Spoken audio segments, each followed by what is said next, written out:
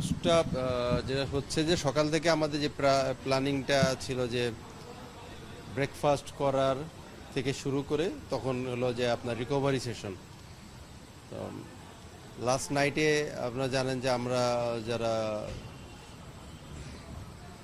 কেউ কেউ যারা আমরা এই মুসলমানদের আমাদের যে একটা রীতি আছে, আমরা এই আরাফাতের দিনে আমরা রোজা রাখি। তো আমাদের হামজা ও যখন দেখলো যে আমরা সবাই আমাদের সাথে তারাও রোজা রাখছে, তো তখন সকাল থেকে সে বলতেছে যে আমি সকালের এটা তো ব্রেকফাস্টে থেকে থাকতে পারতেছি না। তো আমরা ওকে রেস্ট দিলাম। তো এটা তো আসলে অনেকে জানে না, আমাদের অনেকে আমরা এ করি, কিন্তু অনেকে কিন্তু এই রোজাগুলো যে আমরা রাখি সেগুলো জানে না। ওরা কিন্তু ওইগুলা অনেকেই যারা এটা মানে তারা কিন্তু রাখতেছে। তো যাই হোক, ওখান থেকে শুরু করে তারপরের পার্ট ছিল ফটোশট। তো ফটোশটকে আমরা গ্রুপ গ্রুপ করে ফটোশটগুলো করা হচ্ছে।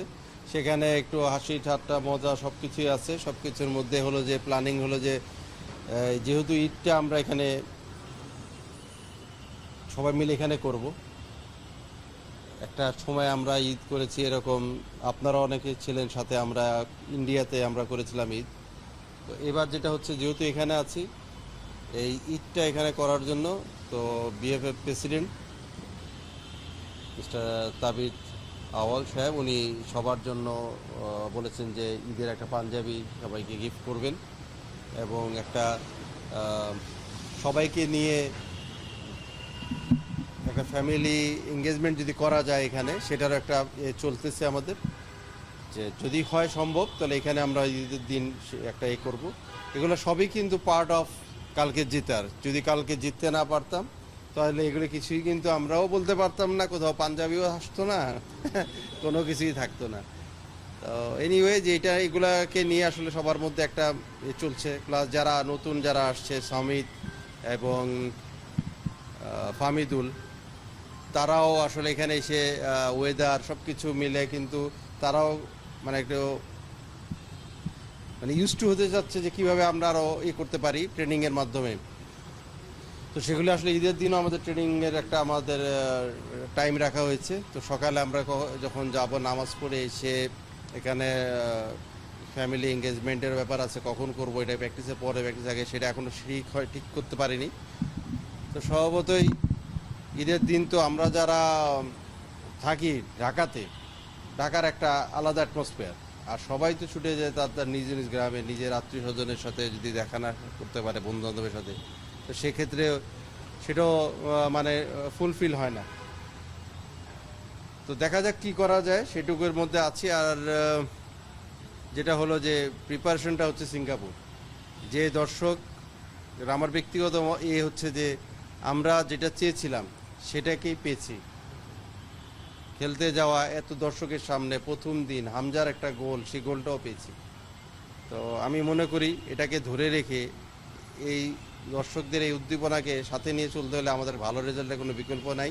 সিঙ্গাপুরের সাথে জয় ছাড়া কোনো চিন্তা আমাদের মাথার মধ্যে যেন না থাকে, সেটাই হলো আমাদের এই ঈদের দিনের থেকে নিয়ে মানে পরবর্তী যে খেলাটার আগ পর্যন্ত এটাই মাথায় থাকে। আসলে এভাবে তো মানে কোরবানিটা এইভাবে দেওয়া যায় না। এটা মানে রীতিগত একটা আমরা একটা কোরবানি করে দিলাম বা এটা কিন্তু কোরবানির নিয়মটা হচ্ছে যে আল্লাহর নামে কোরবানি দিতে হয়, সেই কোরবানি তো সবাই দিবে।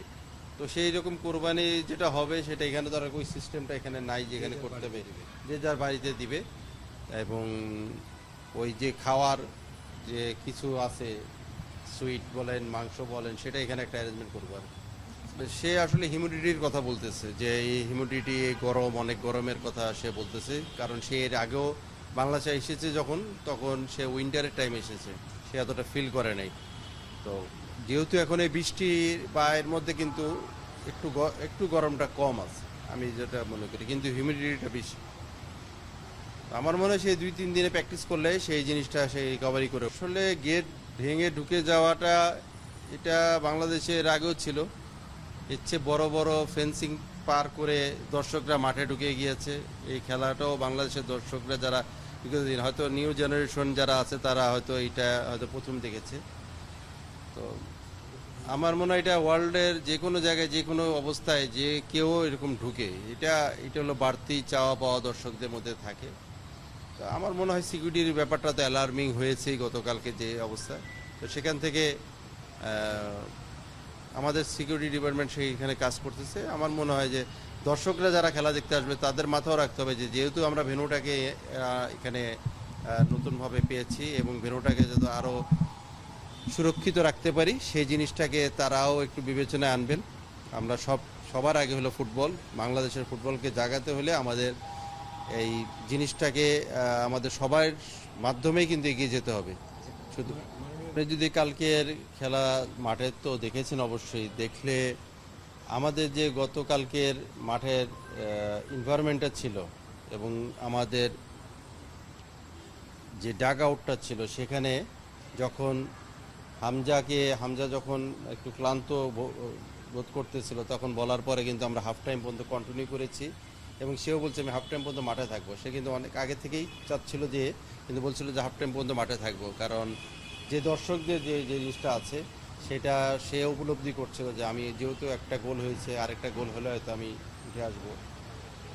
তো সেই অ্যাটমসফেয়ার আপনি দেখবেন যখন আমরা চেঞ্জিংয়ে বলেন যাকেই চেঞ্জ করা হয়েছে, ফামিদুল বিশেষ করে বলতেছেন, ফামিদুল যখন বের হয়ে আসছে সবাই কিন্তু আলিঙ্গন করেই বের করে তাকে আনা হয়েছে, কারণ সেও কিন্তু খুব যে একদম ওয়েদারের সাথে শ্যুট করে গেছে সেটা কিন্তু না। সবাইকেই আমরা সময় দিয়ে দিয়ে আপনার কালকে দেখেছি এবং পজিটিভলি যেহেতু আমরা উইনিংয়ে ছিলাম সেটা করতে মানে আমাদের সম্ভব সহজ হয়েছে।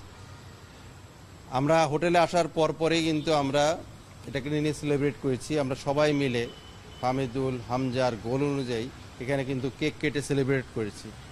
এখানে উদযাপন করা হয়েছে কেক কাটার পরে সে আনন্দটা প্লেয়ারদের মধ্যে মাখামাখি কেক নিয়ে।